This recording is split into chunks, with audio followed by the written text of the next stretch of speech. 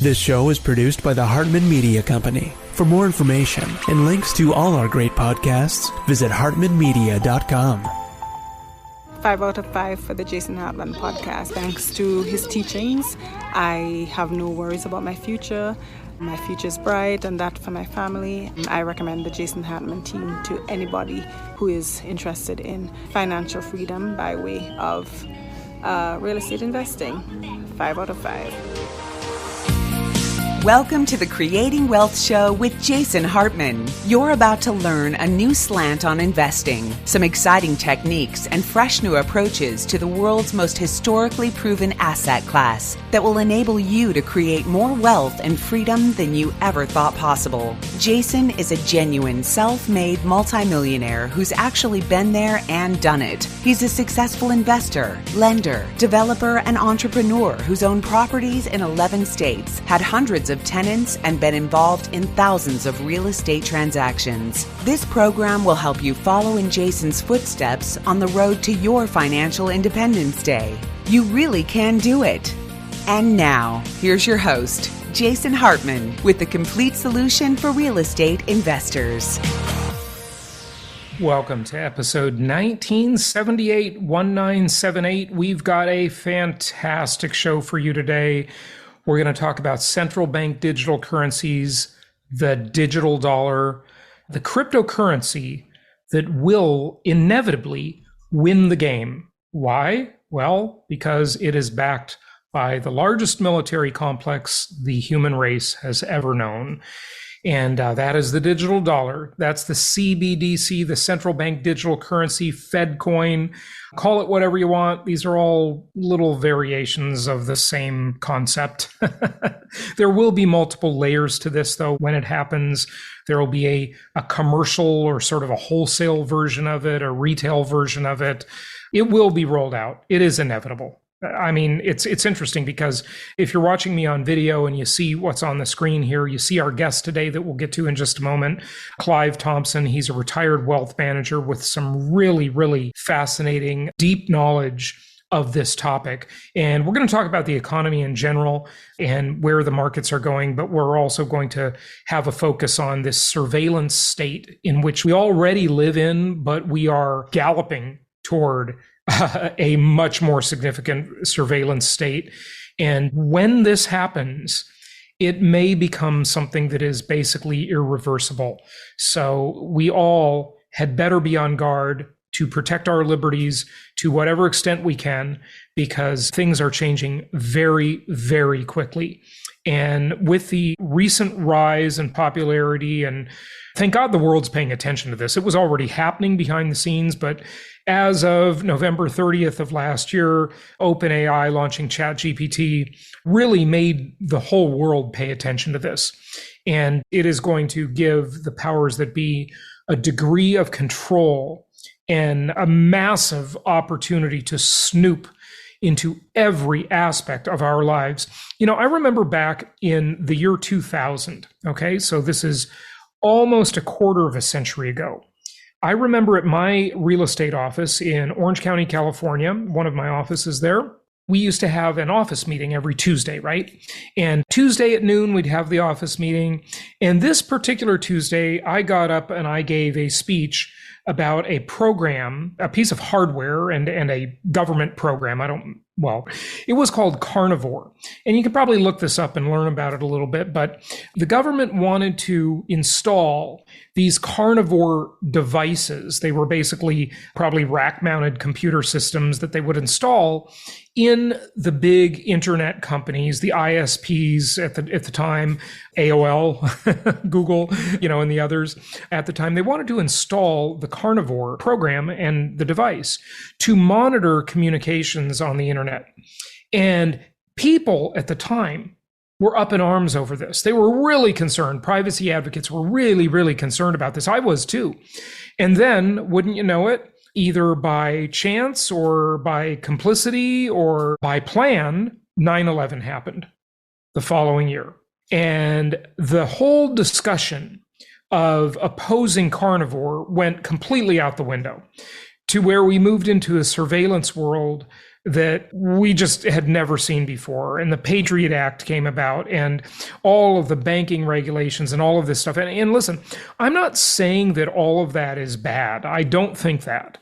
But I am saying that what usually happens with these things is they decay into a thing that once it was used for this idea of, stop the bad guys, right? But it decays into a way to stop the good guys. Certainly, I've noticed in the banking world, it is such a monumental hassle to do banking anymore.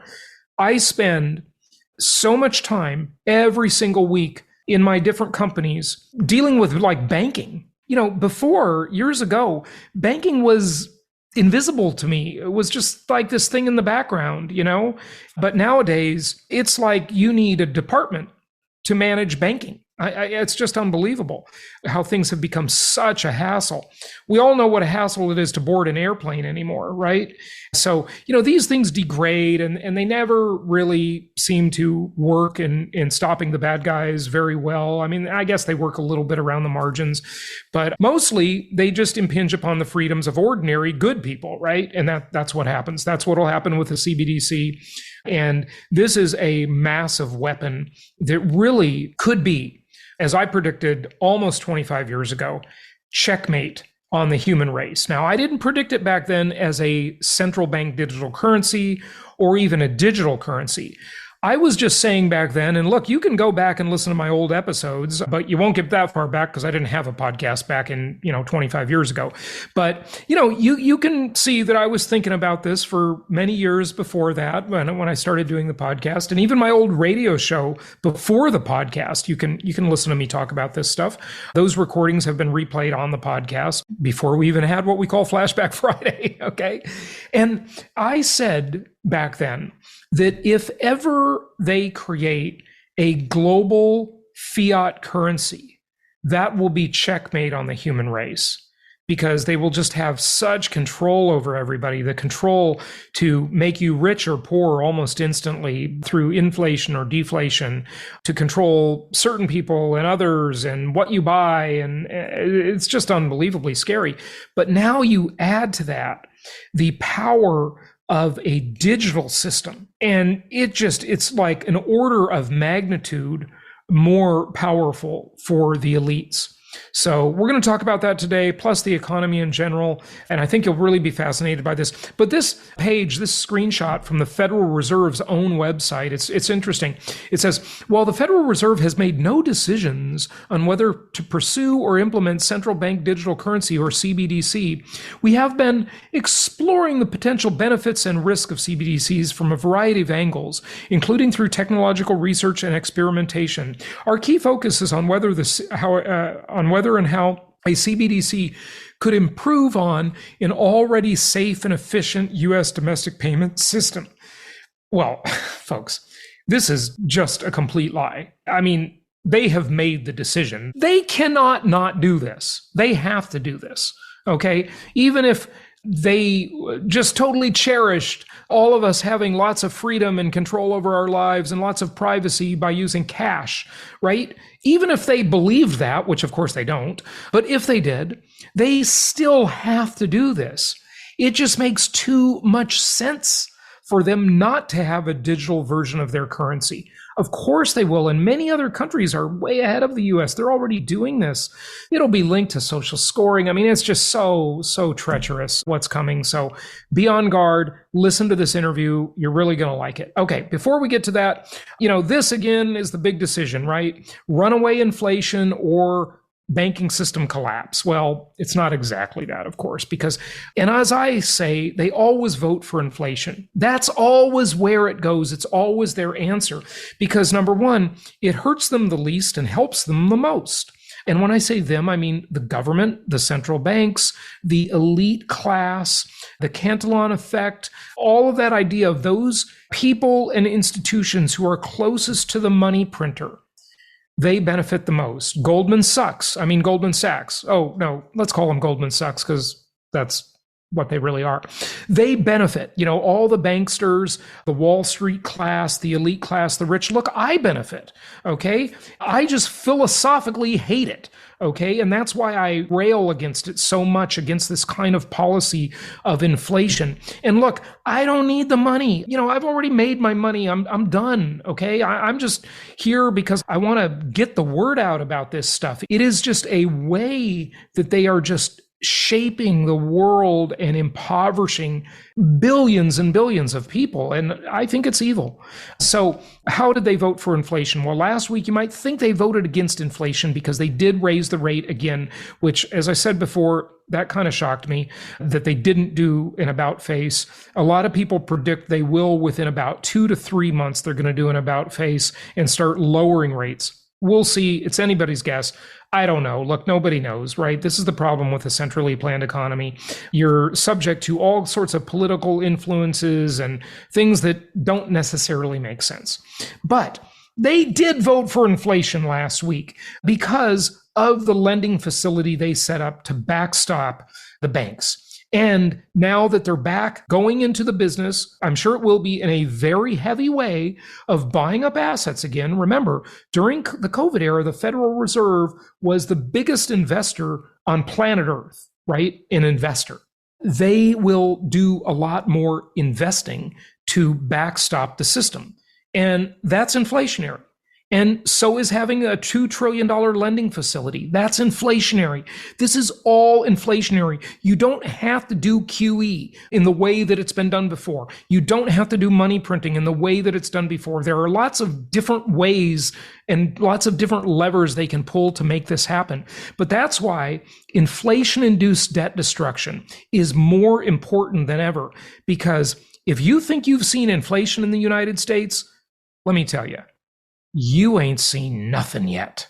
It is going to get much more severe, much more significant. Now, if in 6 months we have a disinflationary cycle or a deflationary cycle, don't start writing comments that Jason was wrong. I'm talking about the macro big picture, and I am going to be right about this. There will be little spats of this and that, but I'm not a trader. I don't trade.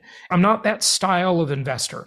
I'm the type of investor, you just buy stuff and you hold on to it. You trade it a little bit here and there, but I don't wake up and check the stock quotes and trade things, okay? I don't check, what is the economic news today? What's the unemployment rate? Oh, I better trade this or that.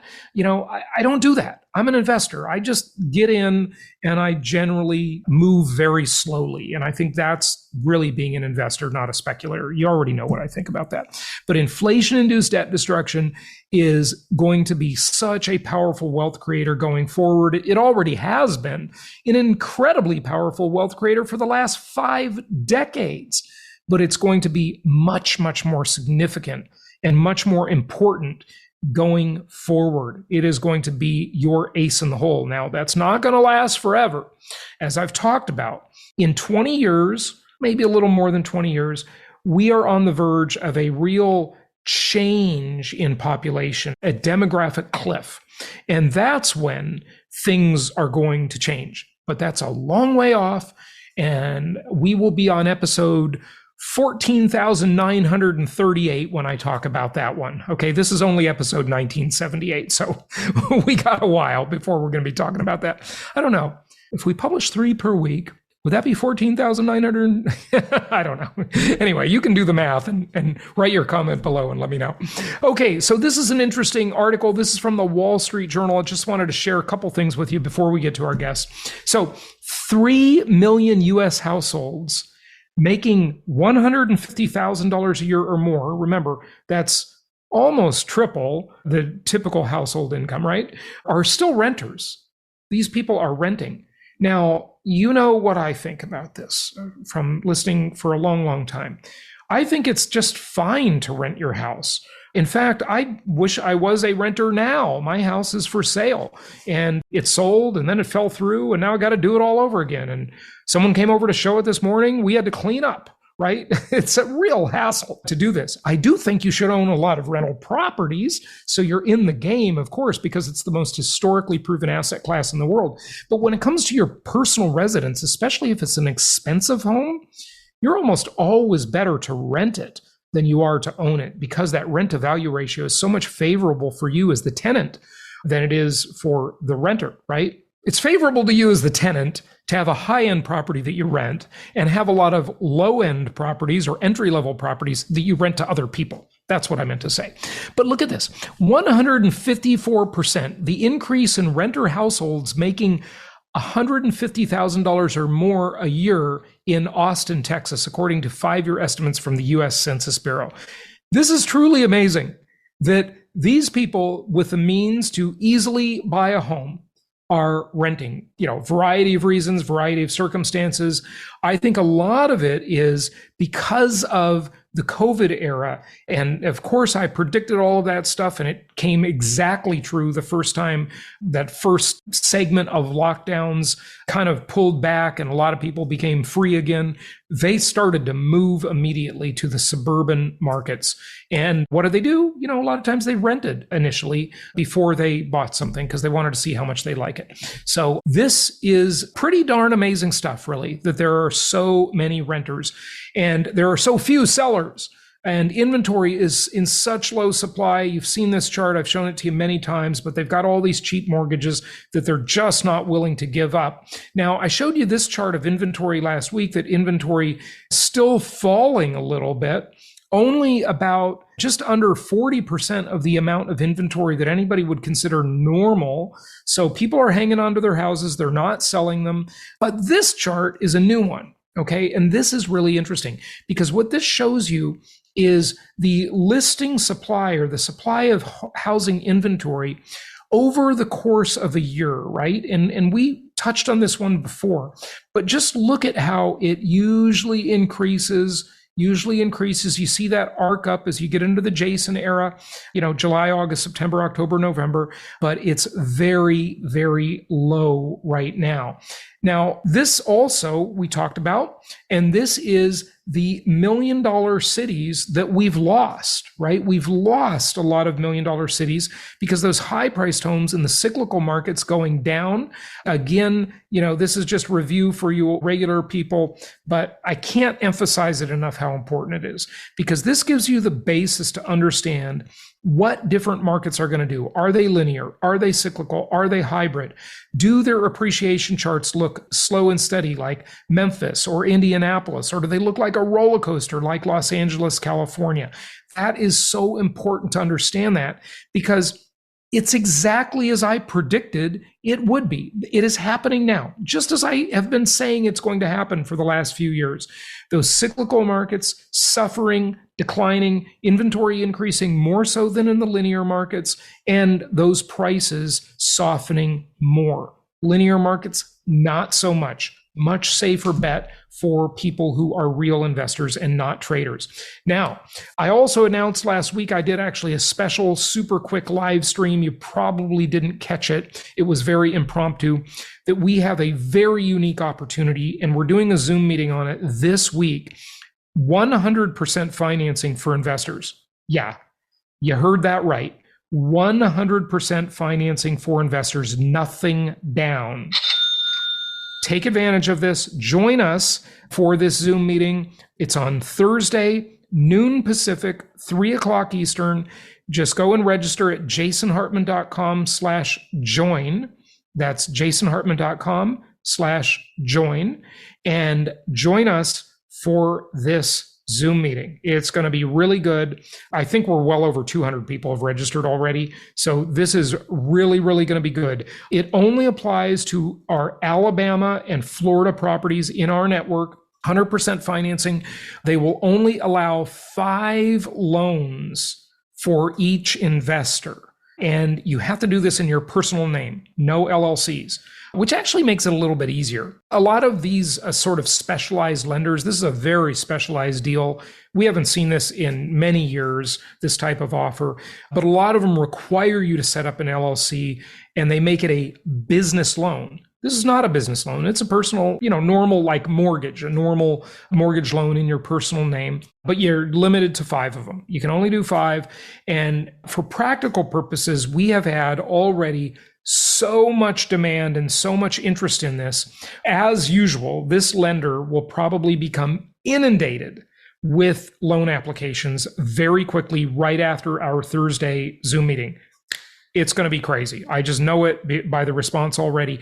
So make sure you're there so you can take advantage if you're interested in investing in Florida or Alabama. I think you'll really like this. 100% financing, no money down. jasonhartman.com/join. Okay, let's get to our guest. Let's talk about CBDCs and talk to Clive Thompson. You're really going to be interested in this. Not just CBDCs, but the economy and the outlook in general. So here we go. It is my pleasure to welcome Clive Thompson to the show. He is a retired wealth manager in Geneva, Switzerland, and it's great to have him on. I heard him recently talking on another show about CBDCs, central bank digital currencies, and I have talked many times before, as you know, about how I think this is the possible checkmate against the human race, quite literally, because of the amount of control and data harvesting that will be available to the elite class and having us use these CBDCs. So we'll talk about that and some other topics as well. Clive, welcome. How are you? No, well, thank you very much. It's a late evening here, and it's a very cold winter here in Geneva. It's about -6 outside, and we've got frost on the ground. Yeah, well, good stuff. But it is pretty, I will say that, right? Let's start off with the topic of central bank digital currencies. And, one of the things I used to always talk about with one of our doctor clients years ago when I was in Newport Beach, California, is if we ever got to the point where there was a global fiat currency, this was long before Bitcoin, we didn't think about digital and crypto back then, we always said this would be checkmate because they could simply make the world population richer or poorer because they'd control the value of that currency and there would be no place to run if there was one single global currency. But now, with the advent of cryptocurrencies, the level of control that is possible is truly horrifying. And this is a digital currency, so it could be geo-programmed where it would only work within a mile of your home. They wanted you to stay in your neighborhood. It would only work during certain times of day if there was a curfew. It could be inflated and deflated depending on maybe your social credit score. What kind of products can you buy? If they don't like what you're posting on social media, maybe you can't buy an internet access account with it. There are all kinds of truly scary Orwellian levels of control here available. Am I being too paranoid with my tinfoil hat on here, or is that realistic? Well, you said a lot of things I hadn't thought of, but I can think of a lot of things you didn't say as well. Sure. Well, tell me what I didn't say too. Yeah. So I can imagine that the government might at some point need an emergency tax, and they'll cancel every cent beginning with or ending with the letter E, for example. Yeah. They will be able to adjust the interest rate that you earn on your digital dollars, higher or lower instantaneously to encourage your behavior. They can make your currency expire if you don't spend it. Right. For example, they could issue everybody with a universal basic income, a UBI, if that's convenient for the government. And as you say, they'll be able to know everything you do with your money. Yeah. And they'll be able to trace the movement of every single cent and see where it went. So it'll also be a tool for taxation because they'll be able to see what sort of cash flow is passing through you or through your wallet or through your business and determine if that corresponds to what's going on your tax return. Yeah, it's truly scary. I mean, if they want to create inflation or deflation, they can control the velocity of money by making it expire, or just inflating or deflating the value, changing your spending behavior like they do now, but to a much slower degree. This would just give them a massive amount of control. I mean, this is pretty much inevitable, isn't it? Well, there's more than 100 companies working on the digital countries. So it's countries, yeah. So it's going to come all over the place. Right. So it is inevitable.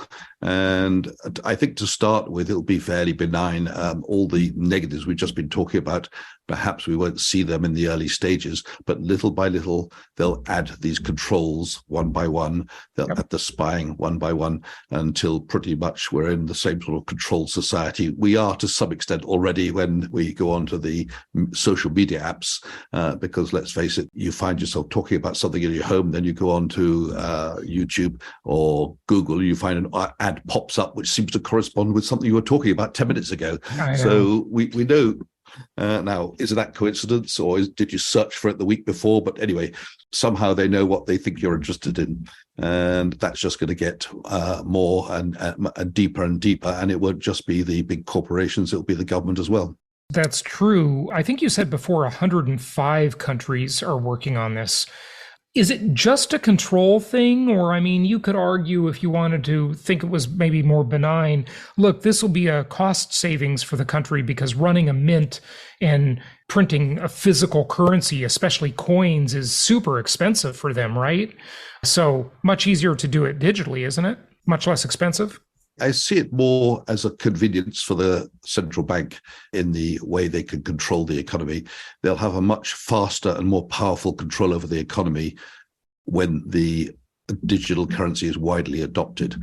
And perhaps I should just say, I don't think we'll suddenly wake up one morning and find we've got to use the digital currency. I think it will be a gradual approach. We'll have the digital currency running alongside our existing money, but gradually, simply through convenience, people will use more and more of the digital currency, and the money will sort of fade away into disuse, and ultimately they'll say, look, there's no point in having money anymore. It'll be a bit like Sweden, where you can't actually spend your money anymore because although it's legal tender, nobody wants it.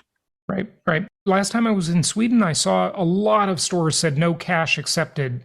You know, they only take credit cards or payment systems like Apple Pay and Google Pay. And I'm seeing that in the US now too. You know, three interesting things that I saw during the COVID era. Number one, I remember seeing articles right at the beginning of it of how they thought the virus was being transferred on currency, right? So everyone was scared to touch the currency, right? Because those bills and those coins had the germs on them, right? So that was one thing they did.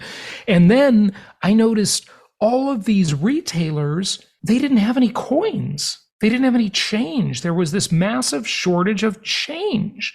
They could not give you change. Yeah, it's so we saw that everywhere. I mean, all the retailers, if they either said no cash or they said, please use the digital terminal, your credit card.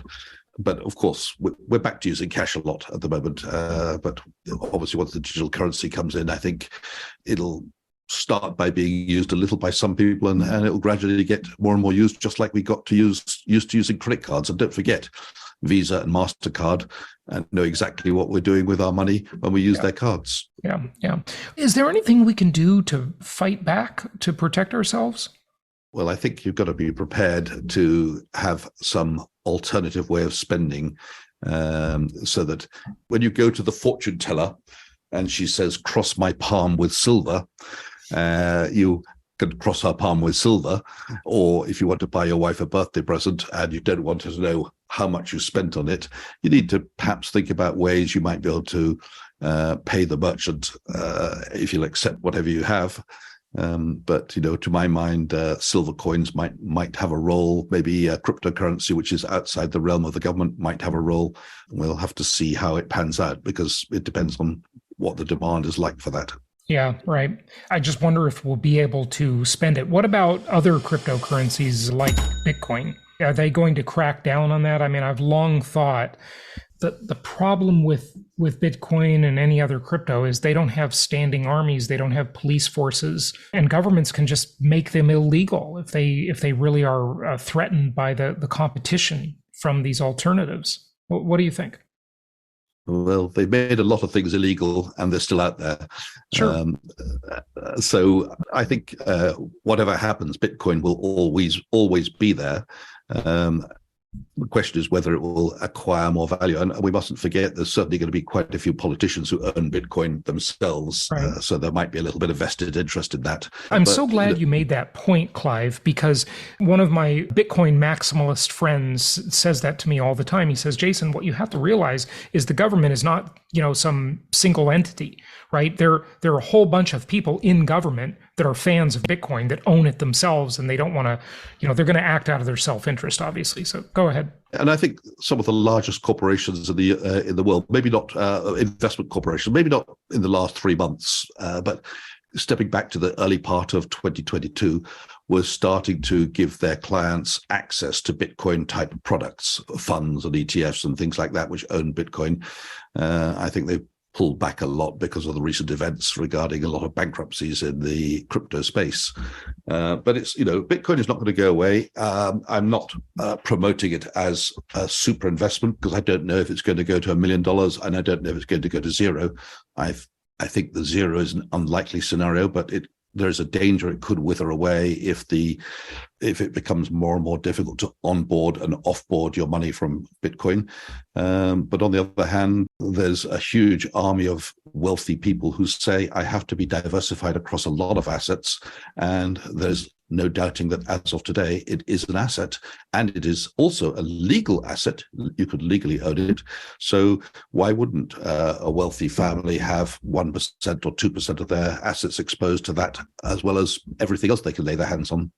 Yeah, couldn't agree more. What is your view of the future in terms of inflation, deflation, stagnation, or stagflation, maybe is the better word? Yeah.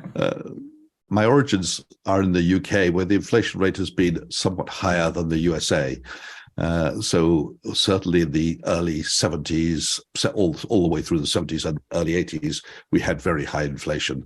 I did come across a letter I'd written to my boss back in the mid 70s, late 70s actually, in which I was protesting that my 29% pay rise was barely keeping up with inflation, which I think was running at 29% at the time.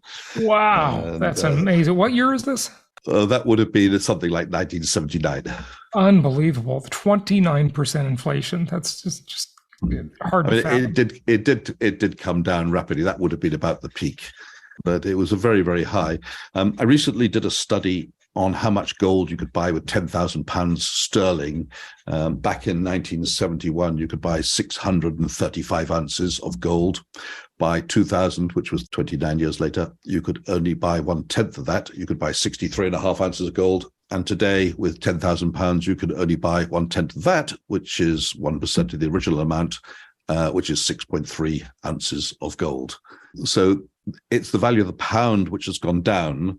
Right. Even though one could argue the price of gold went up, but really it's the money going down. And the same thing would apply if you look at how much gold you could have bought with $10,000, the amount you could have bought with it has gone down. And the same applies to anything else you could have bought with pounds, dollars, euros, or yen, or any other currency, property, you name it. Anything which is tangible and valuable and in limited supply, the price has tended over the decades to go up because there's more and more money on the planet being printed all the time, and people have to deploy their cash into assets. So if you're a wealthy billionaire, you're going to buy a Van Gogh and you're going to be able to pay more than the last guy could pay because there's more money on the planet.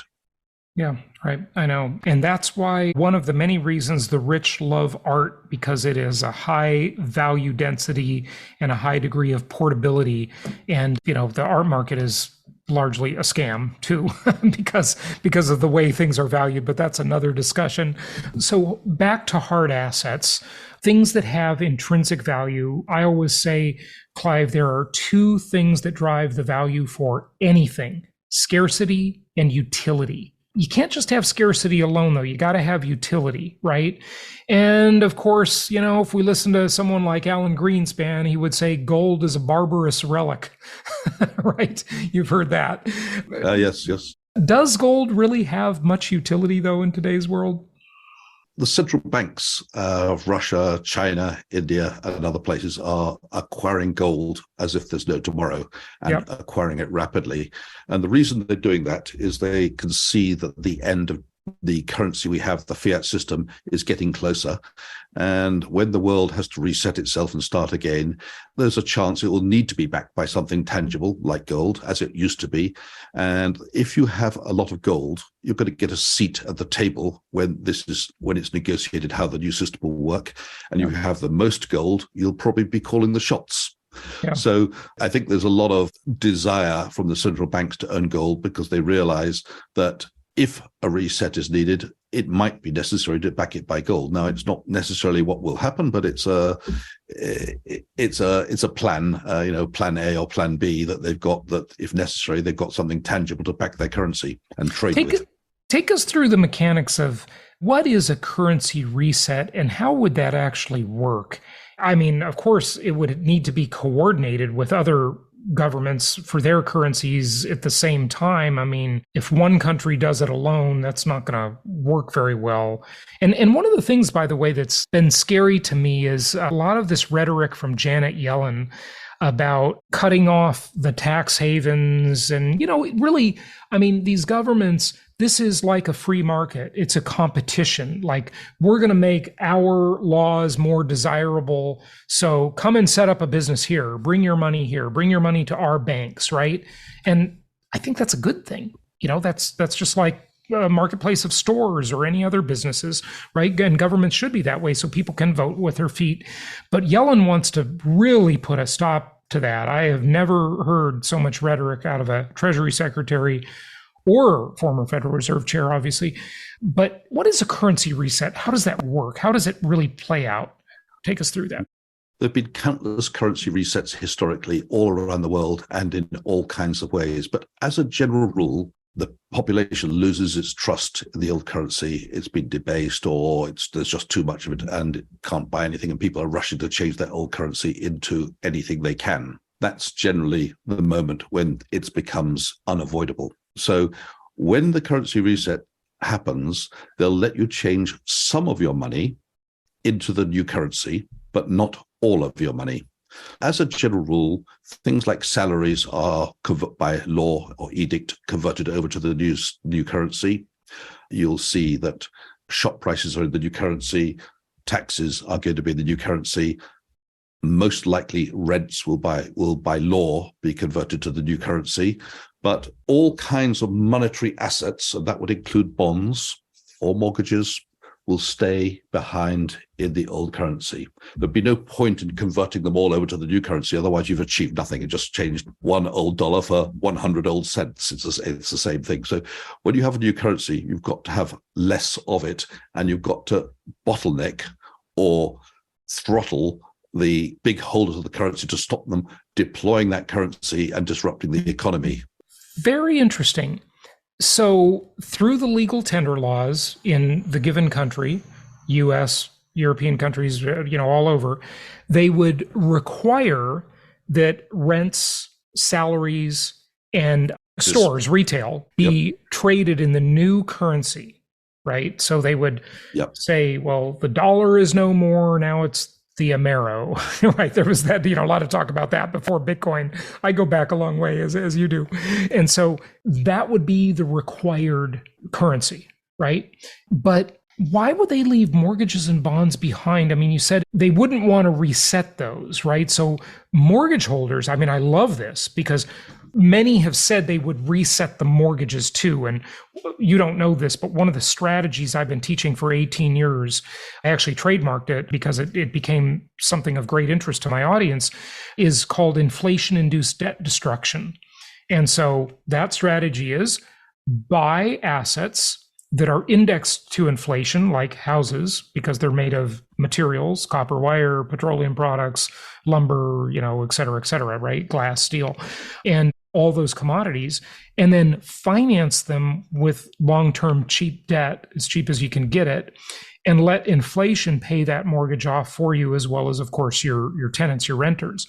And that's a great strategy. But those who think there's a reset coming sometimes argue and say, well, Jason, they'll just reset everything. They'll reset the mortgages, they'll reset the salaries, the retail, everything will be reset at the same time.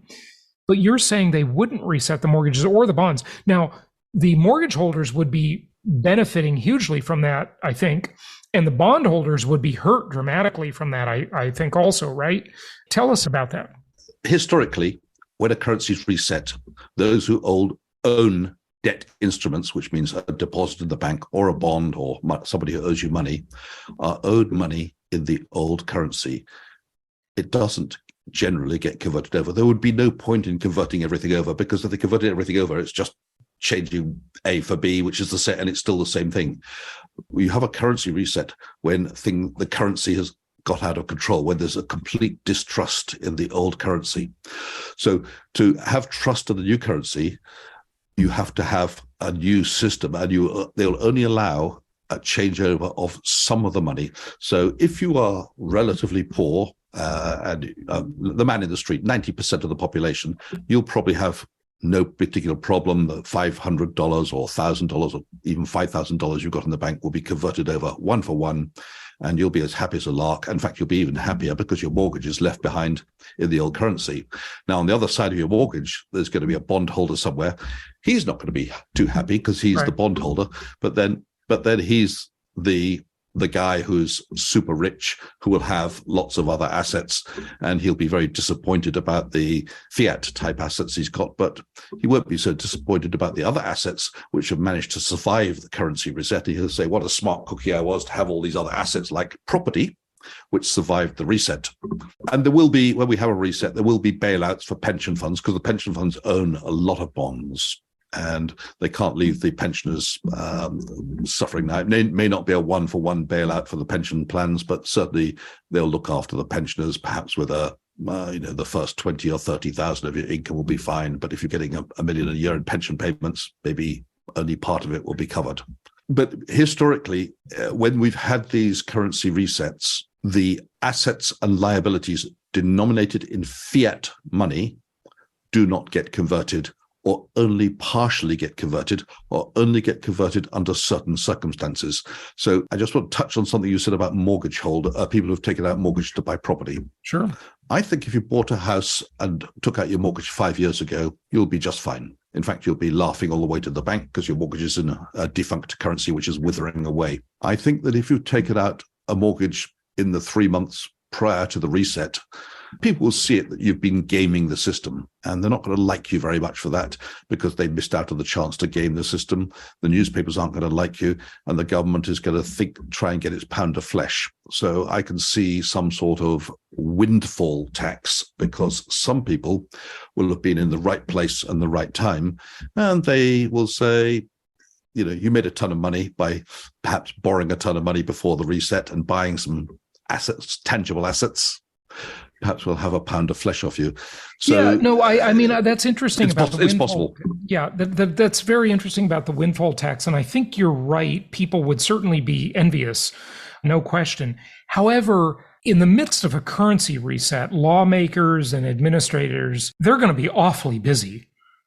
I can't imagine they would have time to worry about this small number of people who got a mortgage 3 months before the reset happened, especially when people, I'm sure they would keep this secret, like the Berlin Wall, right? They're not going to announce the reset, because then everybody will have time to act. That's why the Fed has so much secrecy around it. And interestingly, Powell isn't that secretive, but Greenspan sure was.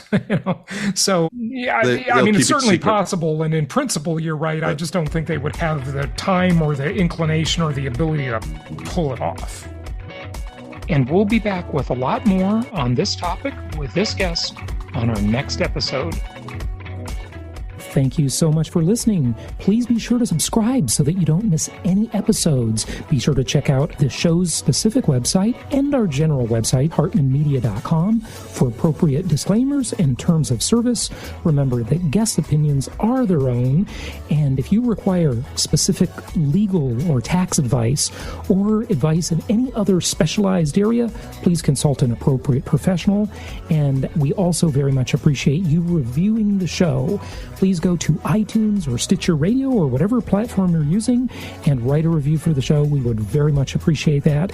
And be sure to make it official and subscribe so you do not miss any episodes. We look forward to seeing you on the next episode.